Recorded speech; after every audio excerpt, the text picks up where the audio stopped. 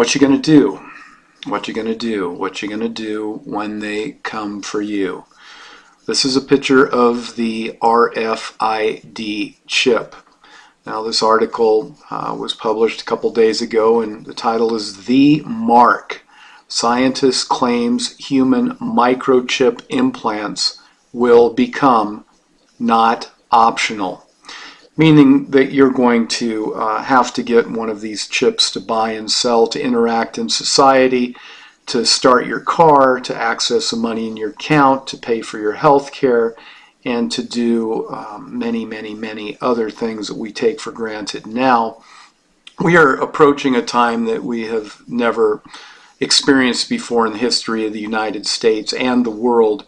Things are evolving so quickly that what was taboo just 10 years ago is now so readily accepted. And this RFID chip pictured here is going to be a mandatory item, a mandatory device for everyone in the world to buy and to sell. In Revelations 13:16-17, "And he causes all the small and the great, and the rich and the poor, and the free men and the slaves to be given a mark on their right hand or on their forehead.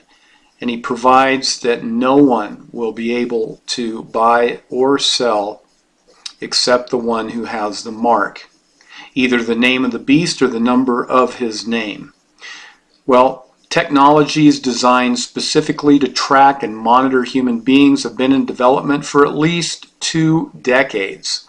In the virtual realm, software programs are now capable of watching us in real time, going so far as to make predictions about our future behaviors, and then sending the alerts to the appropriate monitoring station depending on how a computer algorithm flags your activities.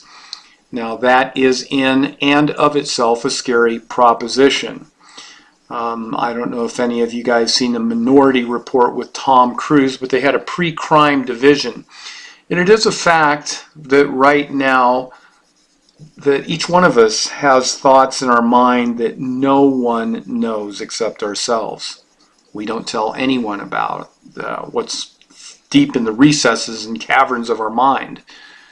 It might get us into trouble, and it might make us a hero, but it is a scary proposition. What may even be scarier, however, is what is happening in the physical realm. According to researchers working on human embedded microchips, it's only a matter of time before these systems achieve widespread acceptance. Once again, society is changing so quickly. Many times it's to get votes, say with gay marriage. Who would have ever thought 30 years ago that it would be accepted like it is? How about medical marijuana? Well, how about just legalizing marijuana for recreational use? Can you imagine all the votes that would be garnered by a candidate that would vote and endorse and promote the use of recreational marijuana? And here in my state now, it is legal. They are legalizing, of course, medical marijuana is legal, but they are legalizing the fact that the general public, tax dollars, if you're a poor person and you have a medical marijuana card, that you can actually get your pot paid for through welfare programs. So just another reason not to want to work. Okay, well, chances are that you're carrying a couple of RFID microchips now, and if you are, they are sending out a 15-digit number that identifies you. Yes, you've already been assigned a number, you just don't know about it. It's not your social security number. That number can be picked up by what's called an ISO compliant scanner, and they're everywhere too. So they're going with the new driver's licenses called Real ID. 37 states currently have them in the works, and it's just a matter of 13 more states coming on board. and you'll have your RFID chip in your driver's license to start. Yeah, they kind of break it in slowly. So if you drive by a specific place, say a law enforcement officer, and he has a scanner in his car, he can just see as you go up and down the street who is who, and runs an instant check through the database to determine whether you might be a pre-crime suspect, and which certainly would give them reason to detain you. So anyway, it is not possible right now to interact with society in a meaningful way by not having a mobile phone. Some of my videos that I've done in the past, I've showed my Google Android phone. And right now there's only going to be the Google Android and the iPhone, the Apple iPhone. And these are what I call the beast. It always is asking me, do you want to tell us where you're at? I say, no, no, no, you can't get them to quit asking you, where are you? Where are you? We want to know where you're at. And same with Facebook and everywhere you go, where are you? You buy something, where are you? Who are you? Well, they're going to know everything about you. And who is they? Well, anybody that wants to, has the proper equipment to flag and gag you. Okay. I think human implants are likely to go along a very similar route. It would be such a disadvantage to not have the implant that it essentially becomes not optional. Words for wisdom here. Your initial reaction to this idea may be one of disbelief. What? There's no way society would accept such a device. Why would anybody want to implant this in their body? Well, they're working on one that you can implant in your mind.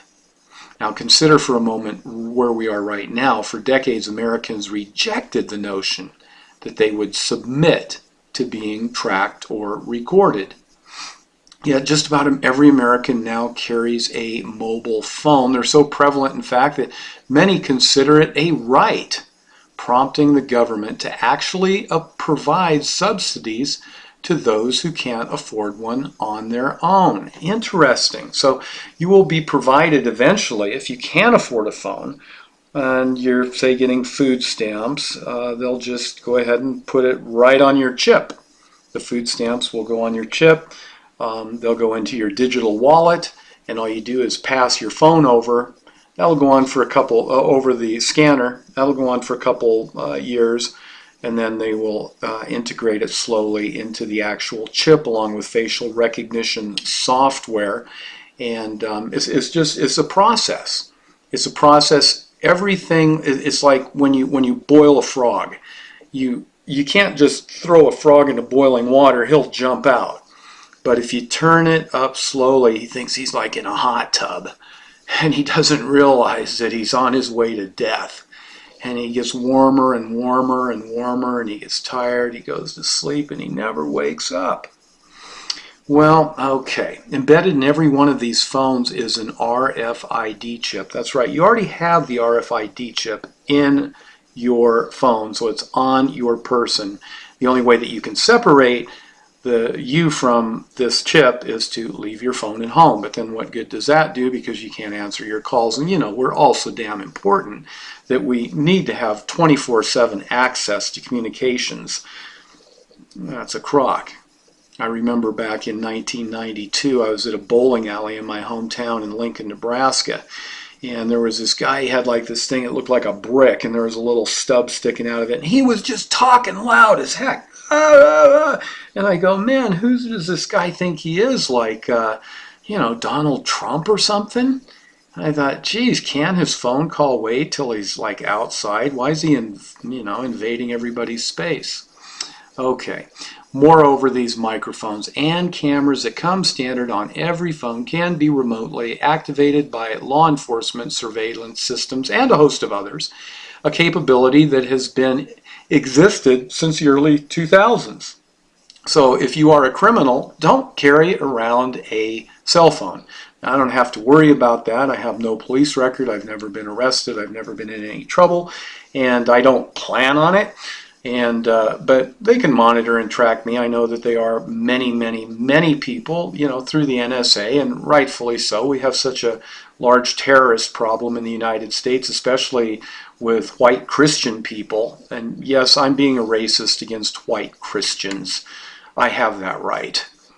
But as intrusive as these devices are, they are accepted as the norm by billions of people worldwide. Not only that, but no one had to force them on us. We are, it seems, the masters of our own enslavement, and we pay top dollar to have the best tracking device that money can buy. Now, granted, one can simply disconnect from the grid by throwing away their cell phone, but that sucker's expensive. But the direction that these new monitoring technologies are moving, coupled with continued government expansion of surveillance, suggests that microchip RFID technology will eventually be non-voluntary. Now, I did some videos on the Chick Track, C-H-I-C-K, Chick Track, the Beast. Go ahead and Google that, Chick Track, the Beast. I was given that book by a power greater than myself, way back in 1973, early one morning when I was standing over a urinal, and there it was looking back at me, and I opened it with interest, and there was a picture, and it says, through the use of a supercomputer, everyone on the entire planet will be controlled and tracked and monitored. And I thought, 1973, the supercomputer, come on. I mean, I never even had seen a computer in 1973, but a supercomputer that can control everyone on the world, on the face of the planet? Oh my gosh. Won't happen. But the good Lord told me that I would see this come to fruition in my lifetime, and that I should never throw away that book. And I am touching the book right now. All those years, 1973, 27, 37, 41 years. 41 years I've had this book. It's almost as old as I am.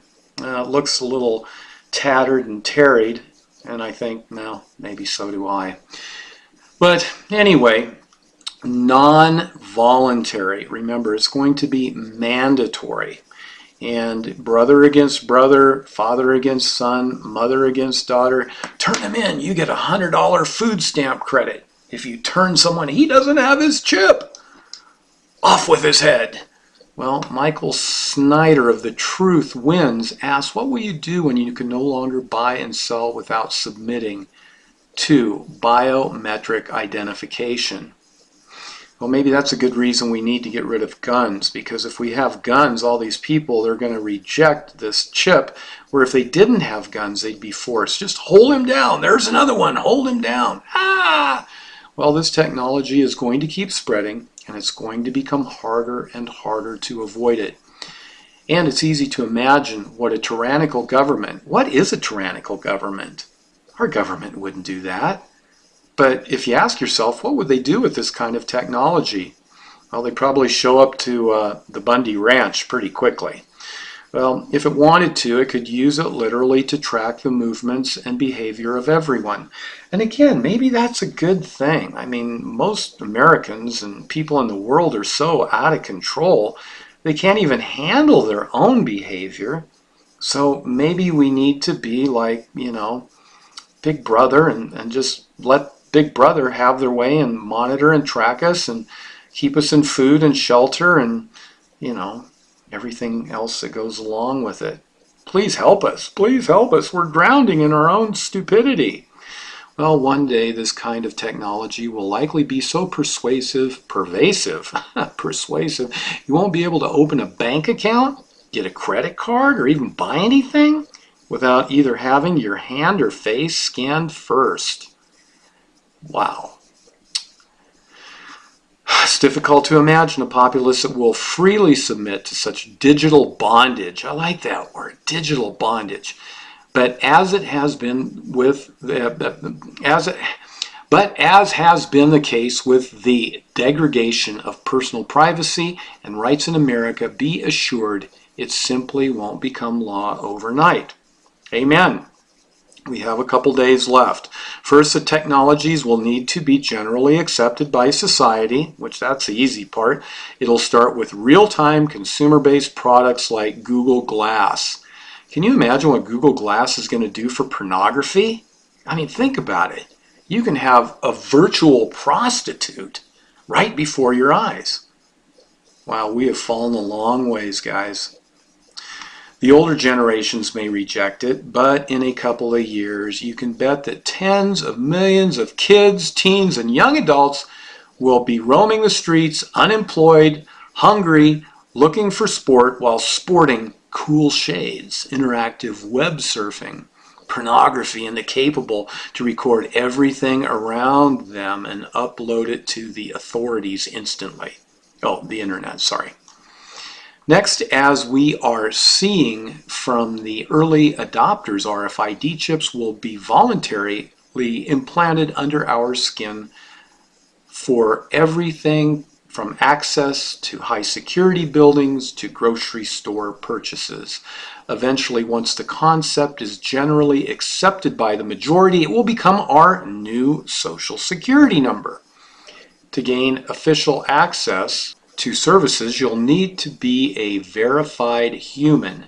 Now, without this verification, you won't even be able to purchase a six-pack of beer, let alone get medical care or a driver's license. Now, whether you like this or not, it's the future. Every purchase you make and every step you take will be tracked by a tiny 15-digit passive microchip, meaning that the only way to turn it off will be to physically remove it from your body. In essence, we'll still live in a world of always on monitoring.